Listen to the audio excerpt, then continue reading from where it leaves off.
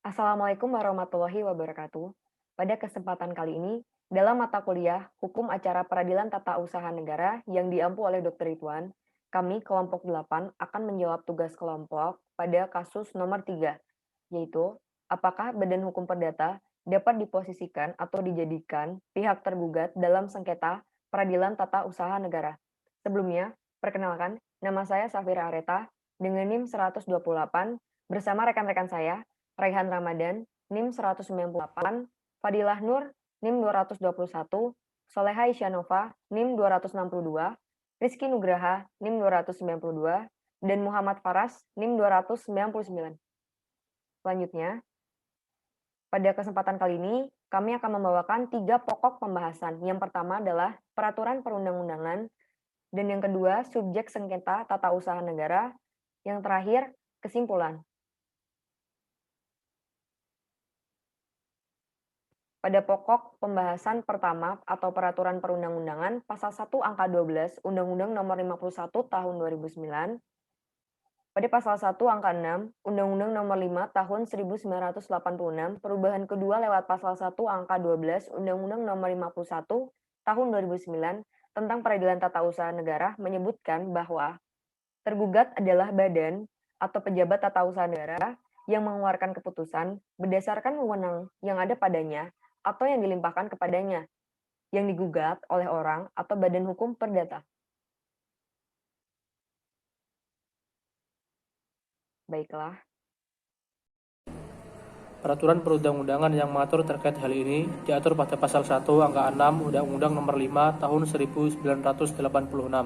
Perubahan kedua lewat pasal 1 angka 12 Undang-Undang Nomor 51 Tahun 2009 tentang Peradilan Tata Usaha Negara yang menyebutkan bahwa tergugat adalah badan atau pejabat tata usaha negara yang mengeluarkan keputusan berdasarkan wewenang yang ada padanya atau yang dilimpahkan kepadanya, yang digugat oleh orang atau badan hukum perdata, sehingga dapat dipahami bahwa jika dilihat pada pasal tersebut, maka kedudukan para pihak dalam sengketa tata usaha negara selalu menempatkan seseorang atau badan hukum perdata sebagai pihak penggugat dan badan atau pejabat tata usaha negara sebagai pihak yang tergugat.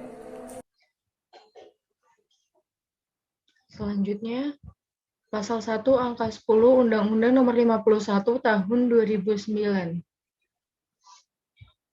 Pada prosesnya, sengketa TUN merupakan sengketa yang terjadi dalam bidang TUN antara orang atau badan hukum perdata dengan badan atau pejabat tata usaha negara, termasuk sengketa kepegawaian berdasarkan perundang-undangan yang ada.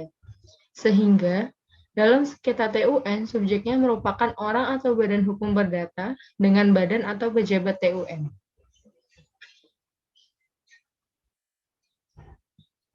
Pasal 53 ayat 1 Undang-Undang PTUN.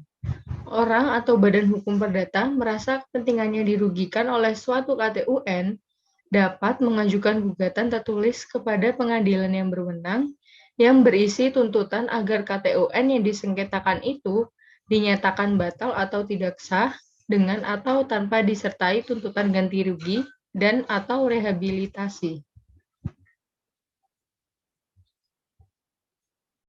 Kedudukan para pihak dalam sengketa tata usaha negara selalu menempatkan seseorang atau badan hukum perdata sebagai pihak penggugat dan badan atau pejabat tata usaha negara sebagai pihak tergugat. Jika merujuk peraturan perundang-undangan, badan atau pejabat tata usaha negara dalam sengketa tata usaha negara selalu ditempatkan sebagai tergugat karena yang berwenang untuk menerbitkan keputusan adalah badan atau pejabat tata usaha negara. Adanya sengketa adalah akibat dari dikeluarkannya keputusan tersebut.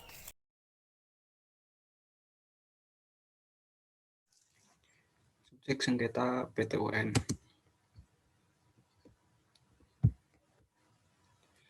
Badan atau pejabat TUN dalam sengketa TUN selalu ditempatkan sebagai tergugat, tetapi pengertian tersebut telah mengalami perluasan makna. Terdapat 2 perluasan melalui jurisprudensi dan undang-undang administrasi. Dalam praktik, sebagaimana ditunjukkan dalam berbagai jurisprudensi, tergugat mengalami perluasan makna. tidak hanya terbatas pada badan atau pejabat tun yang sudah dikenal secara konvensional. Subjek tergugat selain badan atau pejabat tun, dapat juga badan-badan swasta yang menjalankan sebagian urusan pemerintahan seperti badan atau pejabat tun. Perluasan pengertian badan atau pejabat tun melalui jurisprudensi merupakan kriteria yang dijadikan untuk menentukan tergugat bukan struktur pemerintahannya, tetapi tolak ukurnya adalah fungsi yang dijalankan. Sehingga konsekuensi yang timbul dari perluasan tersebut yaitu apa saja atau siapa saja saat mengeluarkan keputusan tersebut dan menjalankan fungsi pemerintahan, maka dapat dikualifikasikan sebagai pihak tergugat. Selanjutnya, melalui jurisprudensi PT UN, pihak tergugat tidak selalu dari pihak eksekutif atau instansi pemerintah. Dengan begitu, badan hukum perdata atau BHP seperti PT, yayasan, badan wakaf, koperasi, dan yang lainnya dapat diposisikan sebagai pihak tergugat di PT UN. Legal standing BHP telah diakui sah secara hukum dan dapat menjadi pihak persengketa sebagai pihak tergugat.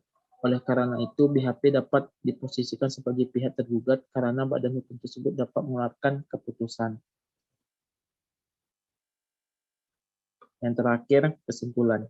Berdasarkan pasal 1 angka 6 Undang-Undang Nomor 5 Tahun 1986, perubahan kedua lewat pasal 1 angka 12 Undang-Undang Nomor 51 Tahun 2009 tentang Peradilan Tata Usaha Negara, pasal 1 angka 10 dan pasal 53 ayat 1 Undang-Undang PT UN. Dapat disimpulkan bahwa kedudukan para pihak dalam sengketa tata usaha negara menempatkan seseorang atau BHP sebagai pihak penggugat dan badan atau pejabat tata usaha negara sebagai pihak tergugat. Tetapi dengan adanya perluasan makna melalui jurisprudensi, BHP juga dapat dijadikan pihak tergugat di PT UN. Sekian dari kelompok 8. Mohon maaf apabila ada kesalahan. Wabillahi taufiq wal hidayah. Wassalamualaikum warahmatullahi wabarakatuh.